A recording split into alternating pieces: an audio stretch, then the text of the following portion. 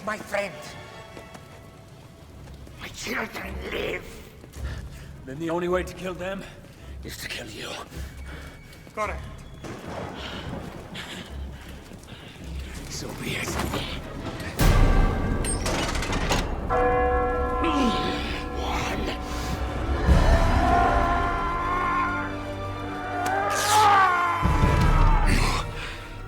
This cannot be.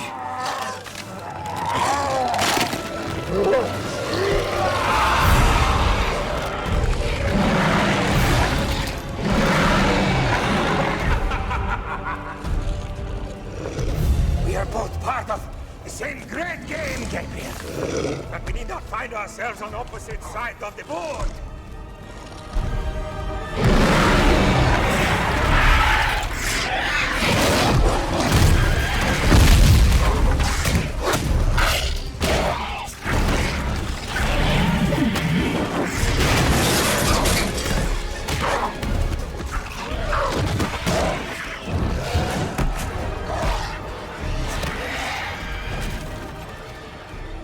Welcome, everybody, to Essentials from Practical Alchemy.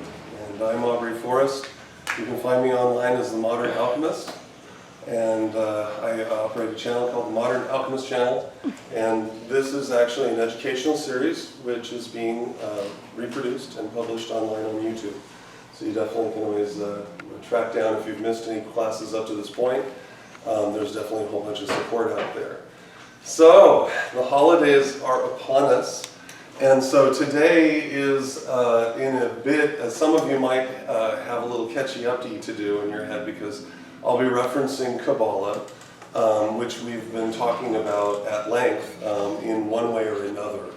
And as you've noticed by now, my approach is I'm trying to help all of you see what I see. That's really the first process of learning alchemy, is understanding that it's actually a means by which you are looking at the world and interpreting what you are seeing based on a set of rules or observations which have proven to be consistent over time and therefore are reliable, right, as a source of, if I see this and it walks like a duck and it talks like a duck, and, then it must be a duck, even though in this culture, maybe anthropologically, they refer to it as a goober. Who knows, but you can draw an association between this duck over here and this over there by relevance to its function, okay?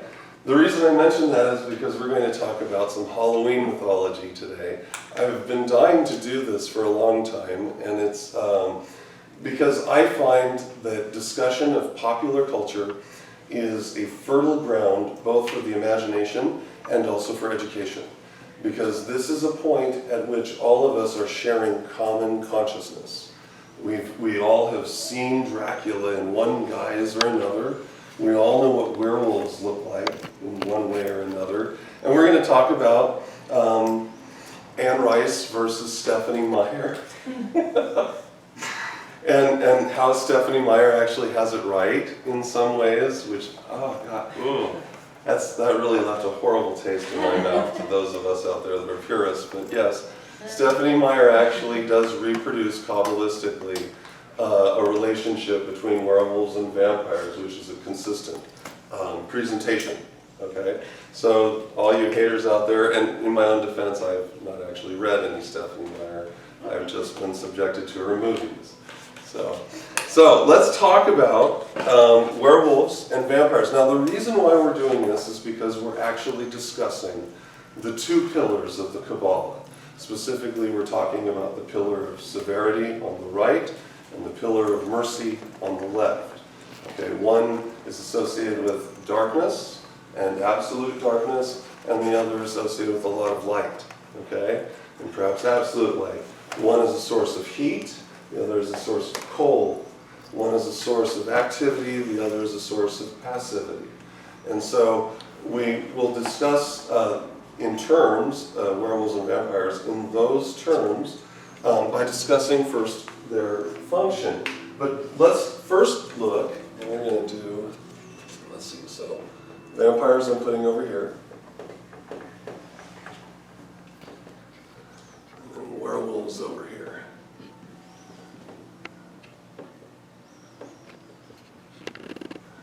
And before we go too much farther, we need to talk about some language. For instance, where does this word come from? Werewolf. Yes? Well, I know that as Scandinavian, were is a prefix from Scandinavian languages, which means man. Yes! It's the same reason Yes! that were-guild means man-guild. Yes! Yes. So if you guys didn't hear it, so where is a prefix meaning man, and it actually also has Old English derivation. So thank you for corresponding that to Scandinavian languages, because it just proves that they're all deriving the same cognitive root form. In the case of Old English, it means adult male human, specifically, as opposed to an adult male sheep or something, which would be a different form. That then leads you to understand certain colloquialisms or idioms which are presented by association with language and the sound of the word where. Remember, keep in mind, in antiquity, literacy, in terms of being able to read the words presented, that was not the common thing that we experience today. And so the sound of a word phonetically was the word, and you differentiated it via context. So if I told you anciently to be aware there is danger over there, I'm telling you to act responsibly as an adult male human. I know it's sexist, but as an adult human, okay, and to respond to what you see appropriately. So the idea of beware of dog means to act not necessarily fearfully as in, oh, I'm going to shirk and shrink, but actually fearfully from the biblical sense of, I'm going to act and treat it with respect because I recognize its power. Okay? So werewolves then are simply adult male humans who are also wolves. So there's an association then linguistically with the savage within. This word then goes back to a Greek origin, which is lycanthrope. Oops, where's my, in my hand. So, lycanthrope. And this actually has a relationship to the Iliad. The first, I know this stuff's all over the map. In fact, the best way to understand some of these contemporary mythologies is to recognize that they're often defined through poetry and classically. So it's actually in the fourth book of the Iliad, and this is mentioned, and it is mentioned in association with the god Apollo and his birth. And it is Genesis, which means born of a wolf. And that is tied to an association with his mother Leto, who in fleeing from Hera and avoiding her would often resort to turning into a wolf to evade her. Interestingly enough, if you guys are well read in popular fantasy, David Eddings takes full advantage of this in his Belgariad, wherein Belgariad the sorcerer falls in love with a woman who's a wolf. She actually was a wolf first. I get geek points, major geek points for this. Anyway, it's a great series of books. David Eddings is a good read, and he also makes references to these same exact archetypes. Ultimately, once you tie the god Apollo to the wolf, and he has multiple associations with him being tied to the wolf, then you tie the physical sun to the wolf. Okay, so in astrotheological terms, then the werewolf is an agent for the sun. Now this should make a whole bunch of mythology just snap into immediate focus as to why werewolves will ever be opposed to vampires, and that's where Stephanie Meyer has it right. They're actually there to yes, please. Is the association with coming out during a full moon a recent development, or? No, that is a further establishment of their tie to the sun, because the moon is a reflective body. So it is reflecting 14% of the light which is cast on it. Nice numerological reference, incidentally. Which also ties it to a bunch of cycles. But that aside, the light which it is reflecting is solar. So at that point then, the agent of the sun is unmasked in the dark. the truth is, when you examine werewolf mythology, you are always the wolf, and you just pretend to be human for 27 days out of the month. But the actuality is you are ever the wolf. It's part of you, and the mistake, and of course we learn something from that, because we are the wolf, and we also are in some degree vampires. But we'll talk about that. So now you understand werewolves, and they're tied to the sun. Vampires have a different association, and the way to understand their stuff and werewolves is to first look at what they're vulnerable to. Okay, so what are vampires vulnerable to? And we're talking classical vampires, none of this Wesley Snipes, shooting with silver. No. Although it would work, I could see the association. Yeah, go ahead. It's interesting what you said about in relation to the sun, because it seems that people assume that they're ruled by the moon, but silver is the metal of the moon. So why would the metal of their supposedly ruling body hurt them? So that makes sense that they would be of the sun, because if they were of the moon, why would silver hurt them? I've always wondered that. You lost me in the pronoun, which they? Oh, the werewolf, the werewolves? Yeah. It's because of the lunar association with them being revealed. So it's ironic. And there's additional associations with this that go mythologically. It goes like this. Apollo's twin sister, his twin sister is Artemis, goddess of the hunt, okay? Which, we won't go into casting her mythologically as an archetype celestially, but just be aware of this, and that this relationship then translates later as Apollo Helios, which then later is simply dropped to Helios, which is the god of the sun. So again, Apollo has a chain of custody with the sun, and his sister becomes Selene under Helios, right here, okay? And she's the goddess of the moon. So, in a way, you still have that dualistic twinning up going on, right? Where one rules the day and one rules the night, although the moon can be present during the day, right? As those of us who observe it are well aware. Yes? And Apollo is a goddess type, right? Apollo actually is only, he functions specifically as a solar deity.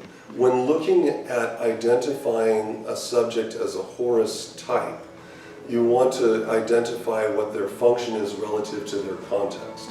So if they're preserving something, then that's what they would be. But the truth is, Victor von Frankenstein is a better example of Apollo, in that Apollo first is a bringer of death and then life.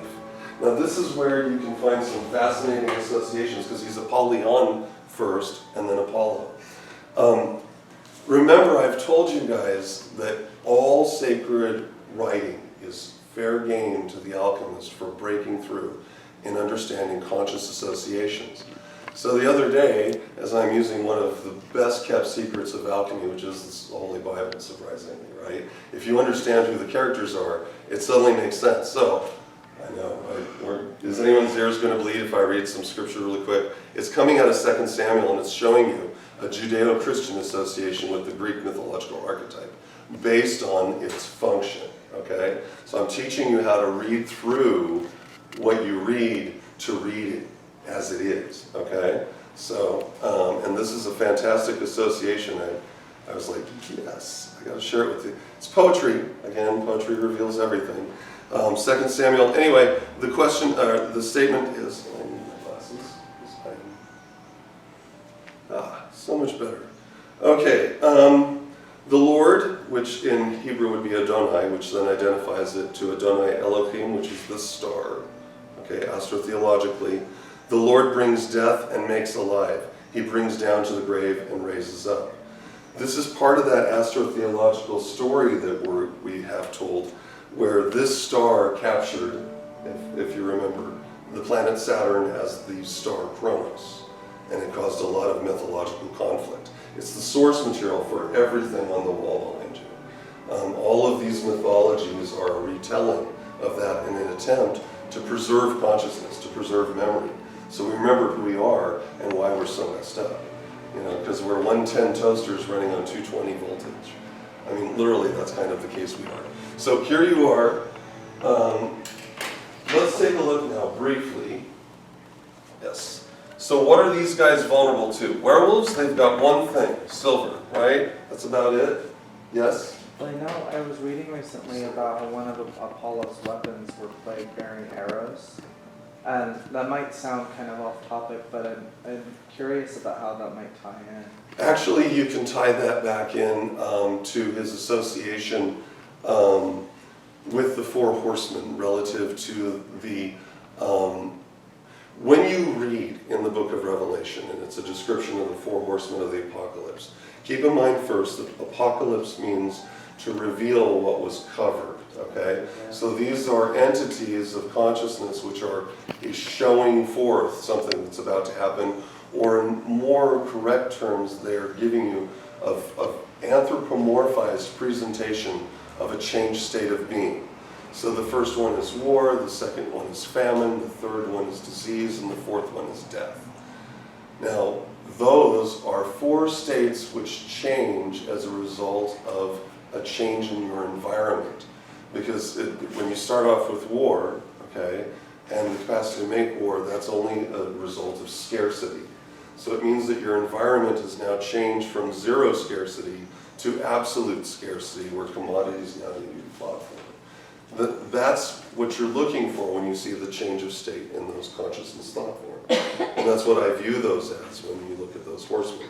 So Apollo's association then with having an arrow of plague and death is an association of his function as Apollyon, the destroyer, because he messed the system up and then fixed it. It's Victor von Frankenstein going to the graveyards and gathering up the pieces so that he could remake man in an image suitable to him, perhaps less vulnerable. Okay?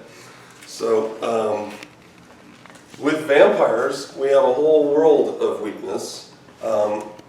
What's one of them that you can think of off the top of your head? Sunlight. Okay. Crosses. Okay.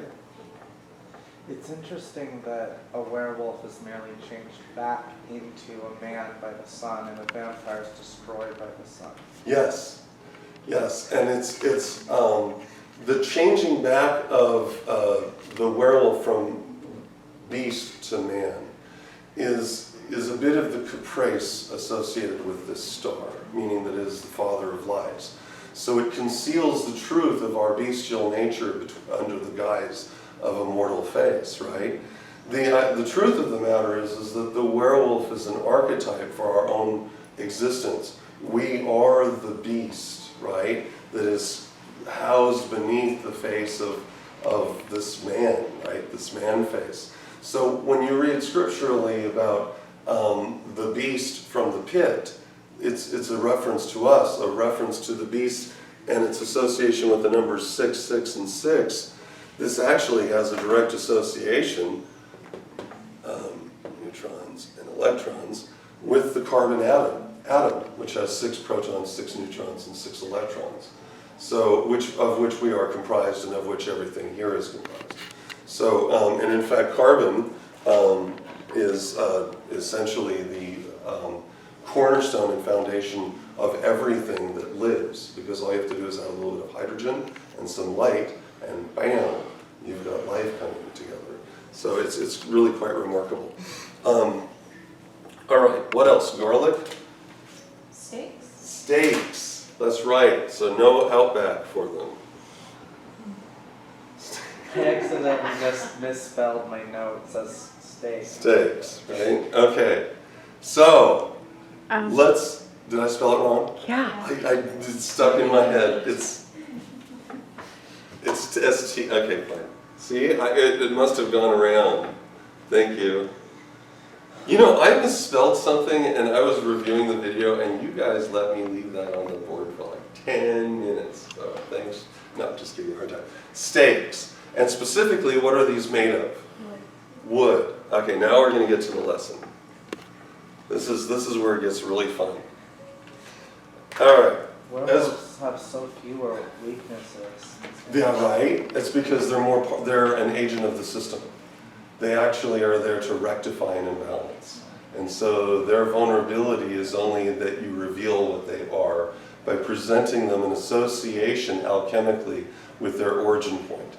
Alchemically, silver is tied to Saturn by virtue of the fact that when it tarnishes, it turns black. And so it shows its celestial heritage, where Saturn is lead, right? So they're all a silver-like metal, as is tin, right, with the Jupiter. But in specific with the moon, when you look in the tree of life, it resides under Yesod, which is at the base, and it relates to the regenerative organs, and specifically your sex drive.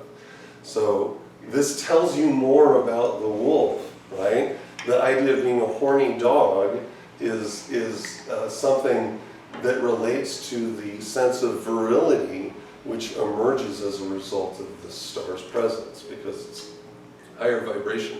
I've also heard that in some magical and working traditions in the South, it's common to put a silver dime in your shoe because a lot of curse powders have sulfur in them, which causes the silver dime to turn black. Interesting. Yeah, I so can it see. reveals Right. Yeah. Okay. So wood. Here's the deal with wood. What is the difference between wood and this is actually metal? And to understand, we have to go to the Orient and take a look at their pentagram as opposed to the classical Western one. So the elements orientally are metal, water, wood, fire, and earth, and air. Okay?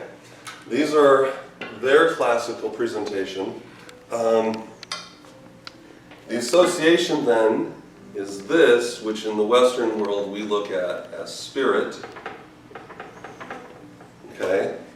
And to understand how this works by association, you have to have some scientific background and recognize that electrons do not travel through a metal substance, they travel along the exterior of the metal substance. And so as such, metal then becomes a conveyor of consciousness, okay? By virtue of the fact that the electrons in the light bulbs here and in my brain and in my body and the composition of the stick are indistinguishable from each other, okay? They all comprise the same thing, which give us a tie to consciousness. What's wood about? Where metal represents the means by which consciousness can be conveyed, wood represents absolute consciousness preserved in physical form. It is light cast in carbon, okay? So this is actually a staff that I work with regularly as part of meditation. It's made of white oak. You're welcome, I'll let you guys check it out if you want.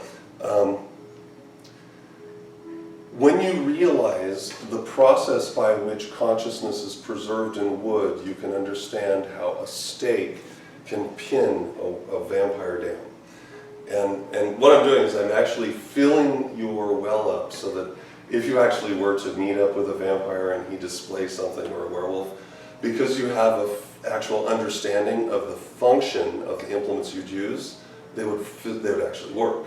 The failure is using an implement and your faith is, well, the guy said at the shop that it would work. Why isn't it working? And it's because you don't understand what kind of tool it is.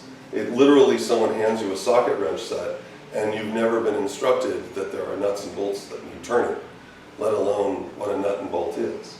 So this is that. This is what I'm giving you.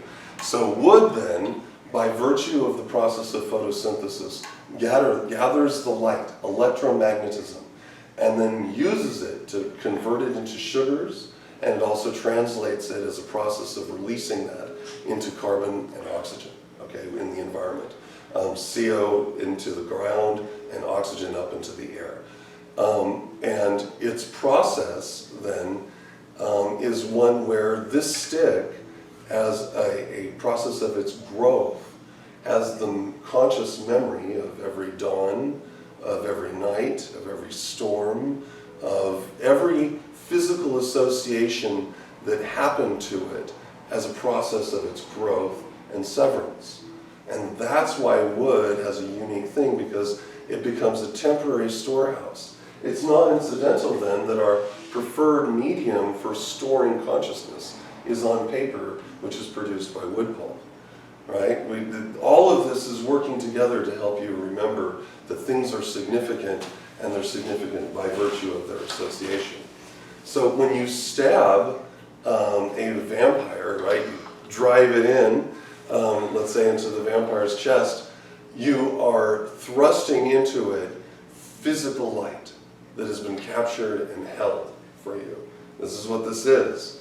So it literally is a staff of light on an esoteric level.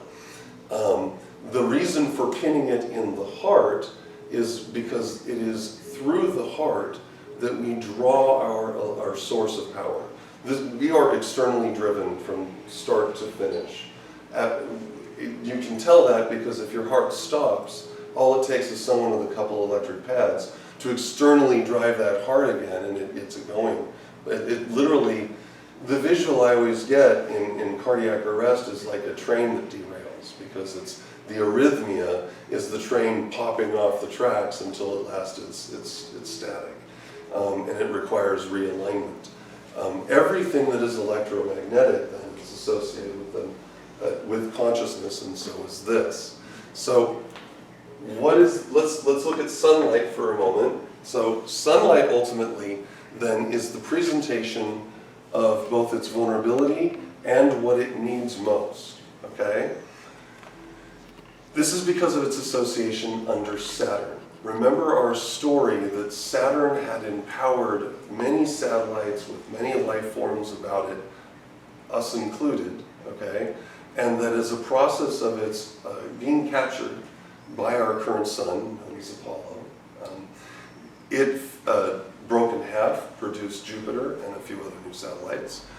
And it also then stopped functioning as a source point of generative consciousness. For me, as an alchemist, when I look out into the world, I see everything is driven by its most immediate source point. And what I mean by that is the sun is pushing out more than just heat and light. It is pushing out thought and consciousness and awareness that is on a level beyond vast. And it is attenuated in an anode or a cathodic relationship between itself and the Earth and the other planets, so that our experiences are nuanced electromagnetically by the orbital association of those bodies. This is why astrology is the real deal, because it's a description of a mechanical electrical process where these planets are pulling on each other electromagnetically, and we're part of that. We're physically in it, and it seethes through us. You know, it's like that country music channel, right? You don't know where it is, but it's always out there, and you just need the right radio, or pretty much any radio for country music. But so the idea then is vampires are part of that conscious state where they lost their tie to their generative consciousness. Saturn died, right? The god of death, in fact, suffered its own death. Because Saturn is time. So, Saturn is time. And so without Saturn, they're immortal. They're timeless. Immortality is a curse. Yes. So their link with the physical laws of the universe are violated by virtue of their separation of consciousness. In essence, they are truly soulless, because a soul would be defined as the conscious projection that can be absorbed by a living organism. Werewolves are heavily ensouled, so much so that they radiate a lot of heat, because they're stellar all the way through. Sorry to interrupt, but they're very restricted by time. Yes, they are very, very restricted, and they go generationally, or, if you will, by biting, which is still a form of generation. It's a fluid transfer, when you bite someone. So let's go back to werewolf or vampires for a sec. We have crosses and garlic. Garlic is a curative for the blood, and this brings us to blood consciousness. You might remember a while ago, I gave you guys the alchemical triumvirate. There's actually more liquids that can be used that are produced by the human body, but we kept it clean, and we're talking about blood, sweat, and tears, okay? But those who are involved in the esoteric are clearly aware that there are generative flows of energy which can be produced and also utilized that represent a very specific conscious state. So, but in the case of blood, blood represents the absolute conscious state of a living organism from top to bottom. So this is where the creators of Underworld really have it nailed. If you watch that movie, you'll find that the means that they have like these master vampires that essentially are leapfrogging through time by clocking out for a while and sleeping, and then they wake up later on, and the process of their waking up is essentially the same as what Anne Rice would describe, which is that you need somebody who is current state of consciousness to then communicate that consciousness to you. So Anne Rice would have Marius go and grab Lestat and say, I am lost. I wear my old fashions and I'm lost in the world. Teach me what people are like now, because they literally stop as a flow of consciousness. This is largely because of their association with death and undeath. They're undead, but really don't forget that they are dead. The dead part here is you can draw your association and understanding through Egyptology by examining, and we talked about this last night, the idea that a spectral entity or a spirit or a ghost is also known as a shade. And the shade is also the shoot in Egyptology. This is what remains of you after you've passed. It's very important to Peter Pan, right? Because it's part of your personality. But more specifically, the shoot represents the accumulation of all you were. So it can't accumulate more. It can attempt to understand new things, but it can't really retain anything. So it's sort of like Drew Barrymore in 50 First Dates. She's completely functional with everything else, but every morning she wakes up and she's only where she was prior to the accident, if you've seen that movie. So that's what a ghost is like, which can be frustrating to someone, right? Or a specter, or a spiritual entity, or a poltergeist. They all fall under this framework, and similarly, so do vampires. And so what they use is they use blood consciousness as a means of absorbing the current state. So in the movie Underworld, they use blood from someone who's meditated a great deal of time and ordered their thoughts, right, into this nice linear, consistent package. It's beautifully done that the Selene, right, who is the goddess of the moon, wakes the vampire, right, Victor. These storytellers don't miss out on opportunities like that. And when you see them resource themselves to those opportunities, it's kind of a learning opportunity during a movie that's just fun. Because you should ask yourself, well then what are they trying to teach us? Because they really are trying to teach something. They're trying in every possible way to help, because the elevation of consciousness on a broad scale publicly helps everyone. It's literally the 100th monkey, where the more of us who know, it's part of why I'm here, the more of us who know, the better all of us become, because we can see more, and when you see more, you can do more. So, all right, so vampires use blood for that. So if you use a curative tonic like garlic, then that would be something that would violate their composition, right? Holy water can be seen as another cleansing agent, and holy water itself represents a physical cognitive thought form, where someone who has assumed a degree of authority, and you have to keep in mind, You don't need an institution to invest you with authority. What you need is intelligence. Your understanding of the processes that the universe operates in is what grants you the authority to call upon those processes. If it, not a thing around your neck or a particular faith, that might help you at some point by helping you structure your thinking. But ultimately, it's the ultimate structure of your thinking is how you express yourself. And this is the language for that. So, I kind of lost where we were going with that. Werewolves, vampires, and my notes. That's why we have notes. Okay, so the traits. We've talked about that vampires are immortal and they must feed on living blood. Anne Rice does a great job of pointing out that if they consume beyond the living blood into the essence of death, they essentially get caught up in the process, and that's because they're an agent of death. It's like them looking into the abyss and then they just see darkness, because vampires are inherently non-reflective, which again is part of that absorbing of consciousness. Why don't vampires cast a reflection in a mirror? It's because consciousness is ever being consumed, and that includes light.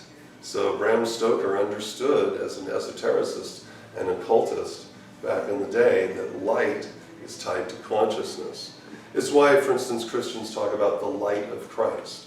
It's illumination, but it's also an illumination of mind, right? It's this presence of mental eminence that goes out.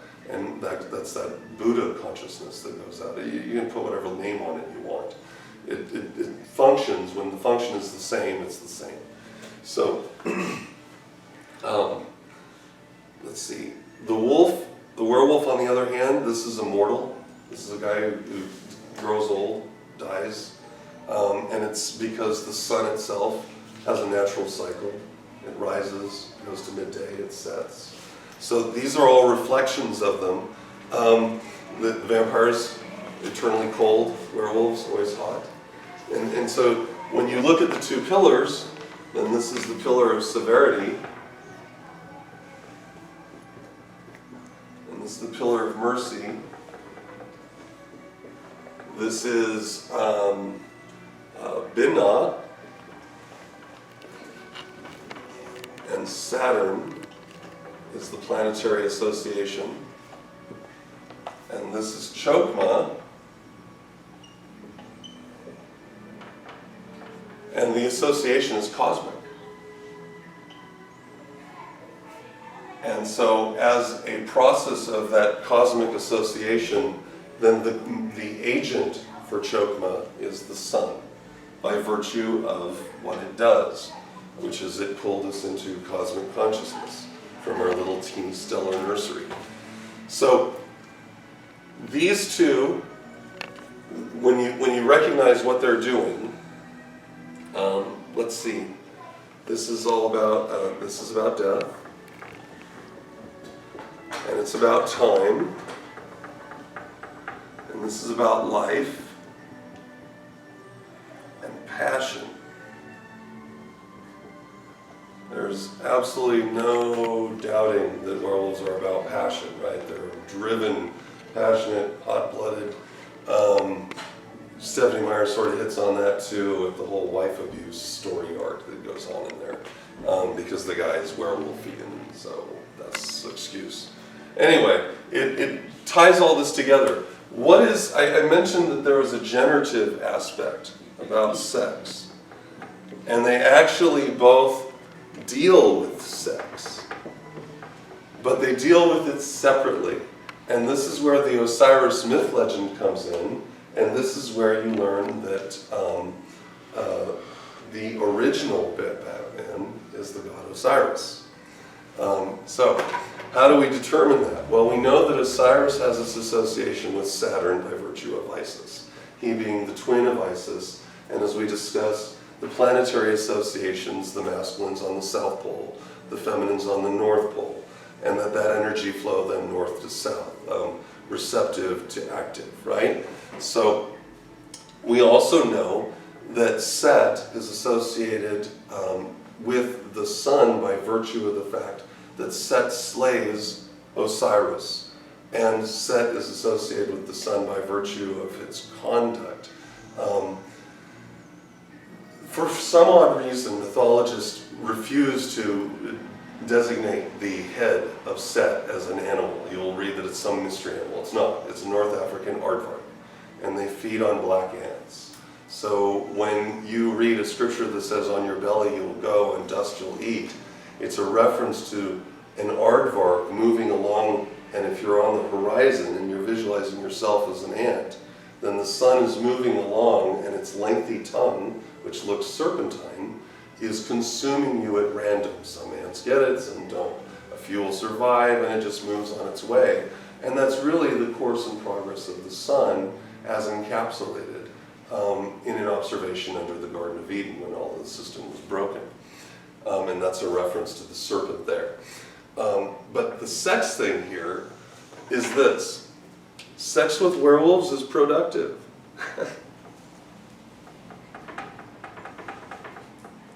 Vampires can't produce, so their sex is the result of pushing someone in transit through death.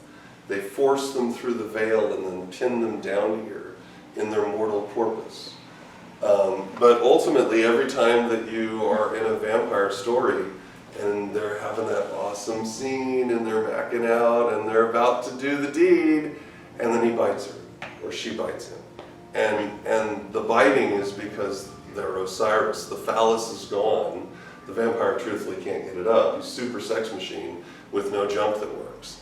And so the way that he produces new children is by biting someone and forcing them through their mortal coil, which is why Anne Rice brilliantly points out, when whether Lestat bites someone or Marius bites someone, or anyone else, any other myth, they writhe on the ground, and usually blithely the comment is, it's all right, it's just your body that's dying. And that's it. So they're what they were, and their connection to living consciousness is broken and separated eternally. And they're bound now to feed forever on living consciousness through another conduit. It's kind of a neat idea. Where would we get these ideas, and why are vampires associated with royals and werewolves tied to commoners? Because it is possible that there may have been royal families, other than the literal history of like Baroness Blood who'd like to bathe and all the lurid tales. Beyond all that, you always want to go for the root, right? I mean, beyond the scary, anytime someone's trying to scare you, they're selling you something. So, pshaw, pshaw, don't be afraid, move on in through it, and ask yourself, who could these people have been? In my visualization, I see them as a ruling body, a ruling caste of people, or bloodline, that was still trying to maintain their association with the old gods, meaning that the best way to view the planet Saturn, when it was previously in a near orbit, or Jupiter, or Mars, would be to see them at night. Because this star is ultroluminescent and has defined itself as a jealous god.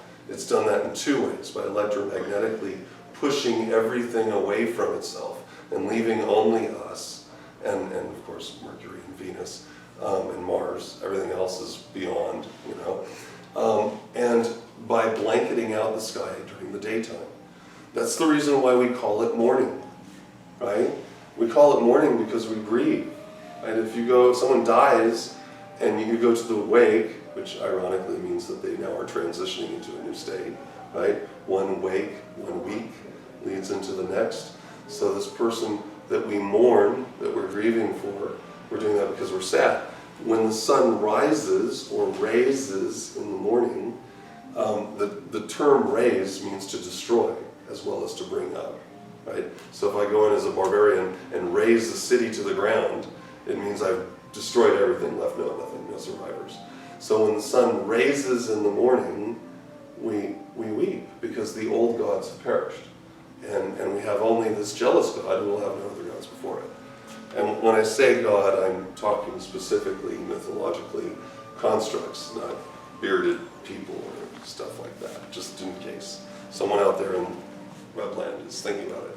So do you guys kind of get the sex thing here? And of course the vampires then engage in the conclusion of their act through fluid transfer, where they then force the other person to ingest their blood in one way or another, which then means that they have become part of their consciousness. So in a classic sense, everyone following the sire, once the sire dies, the sire becomes the new luminary for each vampire around it, and if it blanks out, then everyone else goes, classically. Yes? Well, it seemed you were asking us for feedback about where we think these stories might have originated. And Yeah. is it true that some of the first vampire stories were about Lilith? Some of them were about Lilith. Her stories relate more to what I think is a maligning of the female character anciently through Kabbalistic traditions. But specifically, the maligning in her case relates to children. So because she chose not, if you don't know who Lilith is, her first association is that she was the first wife of Adam, and that their relationship was unproductive. What it is it's kind of a discussion of the planet Saturn again, or another physical body, because she wanted to be on top, is the way the Kabbalists talk about it. Well, again, that's your North Pole is feminine, South Pole is masculine. This was an unproductive relationship, and so Adonai Elohim produced a new wife, which was drawn from its side. To me, in the book that I'm working on, the Saturn Key, my research has revealed that is a description of the moon being budded and then calving, most likely from the Gulf of Mexico. In fact, probably where we say that there's an asteroid hit, I say that that's the birthmark, and that the entire Midwest and all of the geological structures that you see, like the canyons, the Grand Canyon, the Devil's Footstool, that big tall thing they used in Close Encounters, those can be recreated in the lab with plasma, using a body moving over it in your approach and discharging electrically into the ground. There's actually YouTube videos where you can see a guy who's set up experiments. He's got a large plate, and then he's showing you how you can electrically sculpt the earth, and it's beautiful. It's just beautiful, because then that's consciousness, and you can see then where our ancestors said the finger of God did this, that, or the other thing, because they're describing electrical discharge that's scarring the land or striking down. You can see why the adoration of Zeus exists in his cosmic lightning bolt, because it's an association of a physical property that the planets have between each other. So how are we doing so far? Yes? No? Yes? I was Good? wondering what the name is of that guy you mentioned, the experimenter. Which one? The person who tried to recreate like a microcosm of the place. Where you find it on YouTube? Yeah. If you check out the Modern Alchemist channel, I have playlists that go through, and there's a huge section under Electric Universe, several hours of, like, these are lectures of plasma physicists. Why is it important? Why is it important to learn actual science? Because that's more language for us to describe what we want to do. And if you understand the physical process, the language gives you your power, gives you your capacity. There's a reason that in math we call things expressions. An expression is a thing where you are pushing out. If you want to express an idea or express an infection even, the idea is to apply pressure, and that then is pushed outward. And so a mathematical expression is one which describes pressure, which is then moving in a particular direction towards a resolution, right? And a linguistic expression is the same, and when we use complex expressions like literary expressions, which have these layers and layers and layers and layers and layers, then we have all this super duper fertile ground where we can share consciousness between ourselves and understand that there's really some value to looking at how these work. The ultimate value is this. This personifies for you those two pillars in a new and different and creative way. So that when you're working through, and Wish, let's see. We good here? I'm going to erase this really quick because we're just about nothing. Let's see. So that you guys have a visual then. That's not all of a sudden.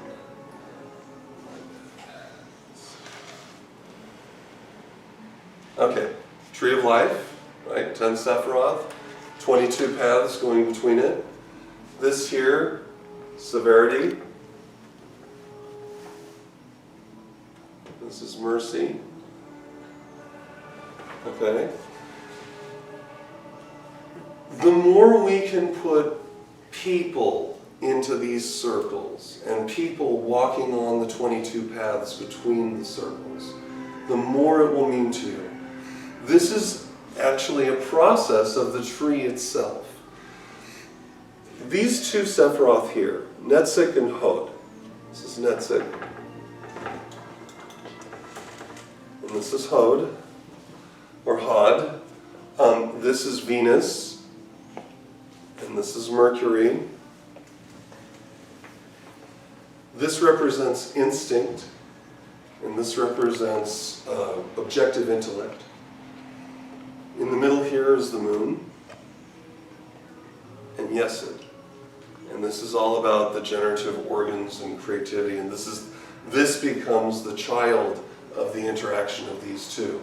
When we work into the etheric, when you want to push your mind into higher states of consciousness, you work up from down here in Malkuth, and you thrust yourself up first here to the moon, and you begin to function on an intuitive level. And you begin to feel, and that feeling, that intuition, allows you to recognize that there's something out there that might require substantiation. So our ancestors went around and they said, okay, I want to visualize a thing. And they might have taken, let's say, a griffin. Okay? This is a chimera. This is a composite being. And no one at any time ever believed that there was such a thing. This is designed to teach you something by examining what it is comprised of, and that gives you its associated functions. Even the positionality of where the front or the back is, the nature of the feet, gives you an idea of what this animal can do. And this is another solar creature, by the way. When you are trying to, when the person created this originally, when those people, what they were trying to do was describe in more than simple, crude language, but through symbolism. Because symbolism is a language which can never be spoken, it can only be seen and felt.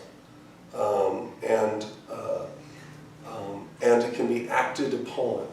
So dance can become a symbolic expression of your will, and I highly advise anyone out there that if you're uncomfortable with dancing, your magical pursuits will probably stifle as a process, because you are your body.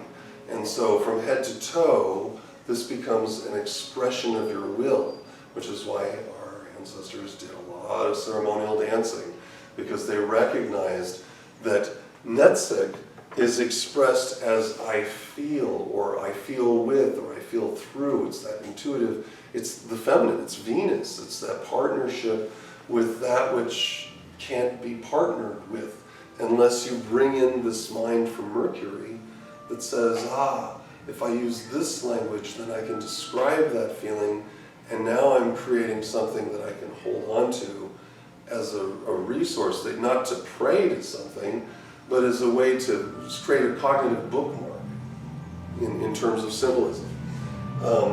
Keep in mind also, there are ways to improve your retention with regard to symbolic associations, and that is by trying to learn,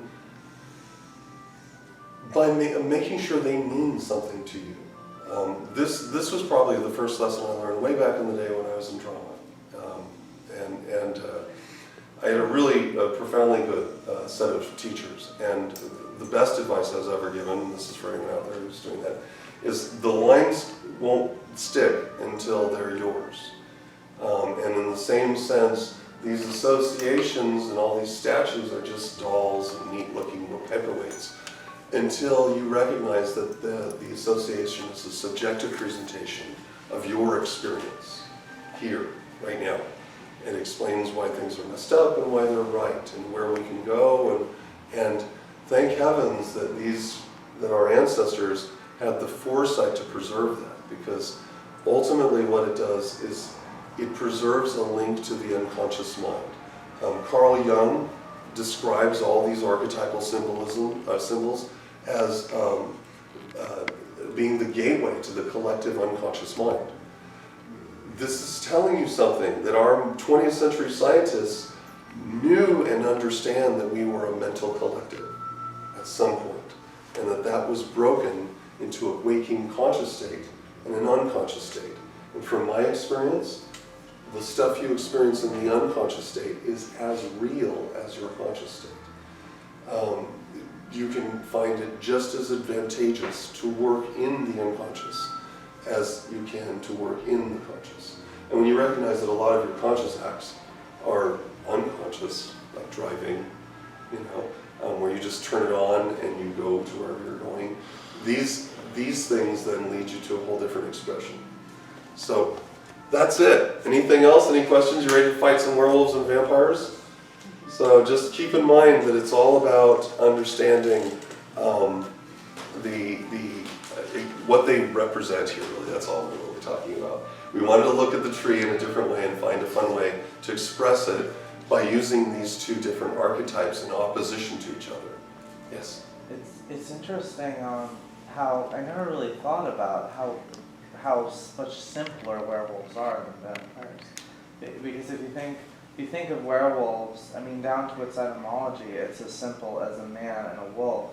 So it seems like really the only thing that's terrifying about werewolves is our own inability to be at peace with our distant ancestors, right? Like, well, and before our own, we were humans. and right? well, also our own nature, Yeah. because that beast is still here. When you want to look at, for instance, like why the Romans picked a dog to represent the sun as a solar image when depicting the Mithraic legend of the slaying of the bull. There's a snake, there's a dog, and then there's Mithra, and Mithra's cutting the bull's throat. The reason is when you lay a male dog over, okay, because the masculine represents the active principle, you'll find that the dog's phallus will ascend all the way up to its belly button. So if you then compare that to your own chakras, you'll find that everything that has to do with your appetites or your desires or your particular drives, your physical drives, those all descend from the solar plexus down. And so what they're describing for you is that you've become a beast and you have to cope with that. And so werewolves are easier, but actually they're hard. The state of living for a vampire is much easier to come across just because they have certain rules which are apparent. If I don't do this, I'll die. Werewolves, it's all concealed under the illusion of their humanity. And then there's a little beast underneath that you just turn your throat at. So, the key is to be the self-shifting right? So go Team Jared. Jacob, that's right, Team Jacob, sorry. Yes, go Team Jacob. So, which again is another reference to the sun. All right, guys, thank you very much, and thank you everyone online. And we'll be having next class next week, next Sunday. So same bad time, same bad channel, and we'll be talking about more exciting stuff. No more vampires and werewolves next week. Thank you.